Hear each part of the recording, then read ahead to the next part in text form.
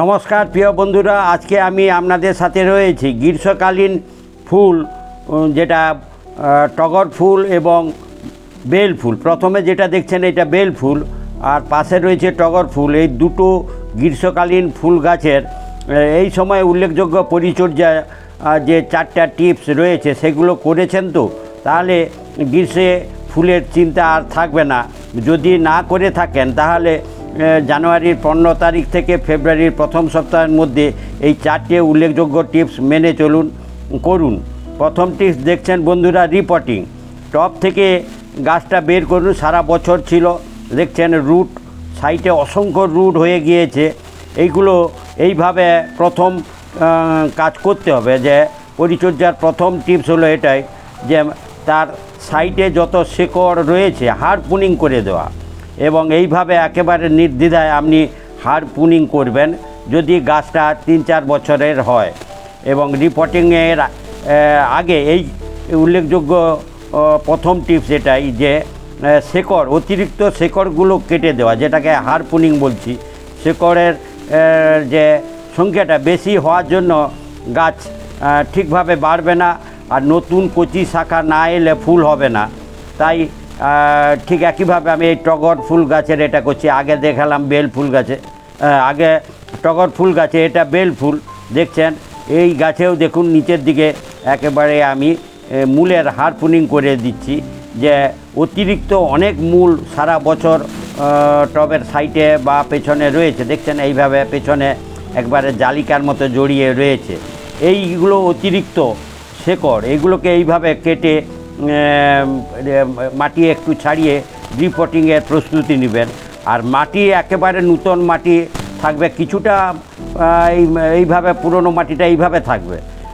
এইভাবে গাছে রাখার পর রিপোর্টিং করবেন। মাটিতে যেগুলো এই সময় দেওয়ার কথা সেগুলো দিবেন, যেটা আমি দিয়েছি, যে ভার্মি কম্পোস্ট, সিং ডাস্ট বা সিং চাঁচি যে কোনো একটা, এবং মাটি, এই 3টে মিশিয়ে একটা নূতন মাটি প্রস্তুত করে এইভাবে আবার রিপোর্টিং করা, এবং এটা অবশ্যই করতে হবে। আর ঠিক একইভাবে মূলের, তাহলে এটা প্রথম টিপস বললাম যে মূলে হাড় পুনিং করে মাটি প্রস্তুত এইভাবে করে নেবেন। ঠিক একইভাবে দ্বিতীয় টিপস দেখছেন এটা আমি করছি, যে এর শাখারও হাড় পুনিং করে দেওয়া। যে হাড় পুনিং করলে একটা লাভ হবে কি না, শাখার সংখ্যা বাড়বে, গরম পড়ার সাথে সাথে কচি শাখা হবে, আর যত কচি শাখার সংখ্যা বাড়াতে পারবেন তত ফুলের সংখ্যা বাড়বে। তাই বলছি যে গ্রীষ্মের পরিস্থিতি এসে যাচ্ছে, আস্তে আস্তে ফেব্রুয়ারির মধ্যে নিশ্চিত গরম একটু একটু পড়া শুরু হবে, তার আগে এই কাজগুলো করে ফেলতে হবে। তাহলে দ্বিতীয় টিপস আমার এটাই যে কাণ্ডে যে শাখাগুলো রয়েছে, পুরনো শাখায় ফুল হবে না, এইভাবে কেটে বাদ দিয়ে দিন। সে আপনার বেল ফুল বা টগর ফুল, এই দুটো গাছের আমি করছি। এখন যেটা করছি এটা বেল ফুল, যে ফুলে ভরে উঠবে টব গ্রীষ্মকালীন। প্রায় 2 মাস এখনও রয়েছে পরিচর্যা, তার আগে এইভাবে যদি আপনারা পরিচর্যাগুলো মেনে চলেন তাহলে কিন্তু গ্রীষ্মে ফুলে ভরে উঠবে। তাহলে দ্বিতীয় টিপস আমার এইটা, যে শাখাগুলোকে হাড় প্রুনিং করে দেওয়া। এই হাড় প্রুনিং করার কারণটাও আমি বলে দিলাম, যে নিশ্চিত আপনার ফুলের সংখ্যা বাড়বে, নির্দ্বিধায় আপনি হাড় প্রুনিং করুন। আর তৃতীয় টিপস যেটা, হাড় প্রুনিংয়ের পর সপ্তাহখানিক মাটিতে জল দিয়ে পরিচর্যা, যেটুকু ড্রাই হলে উপরে মাটি ড্রাই হওয়ার পর জল দিবেন। তারপরে এটা দেখছেন যেটা, এটা হচ্ছে হিউমিক অ্যাসিড। 1 লিটার জলে আমি 1 ml মতো দিলাম। 1 ml থেকে 1.5 ml দিতে পারেন। 1 ml দিয়ে এটাকে গুলিয়ে ভালো করে মিশিয়ে নিলাম জলে। এবার এটা ওই গাছে টবের গা বরাবর দেওয়া। কারণ না, হিউমিক অ্যাসিডের একটা উল্লেখযোগ্য কাজ রয়েছে, যে শাখাগুলো কেটে দেওয়া হয়েছে কার না, মূলের। ফলে নূতন যে কচি শাখা মূলে যত বেশি তৈরি হবে, তত খাওয়ার যোগানের পদ্ধতি গাছে তৈরি হবে, আর ততই শাখা তৈরি হবে। তাই মূলের সংখ্যা বাড়ানোর জন্য আপনাদের এই উল্লেখযোগ্য একটা পরিচর্যা, যেটা বললাম তৃতীয় পরিচর্যা, এটা করতেই হবে। যে মূলের যে ক্ষত রয়েছে সেটাও সমস্যার সমাধান হবে, আর মূলের সংখ্যাটা বেড়ে যাবে।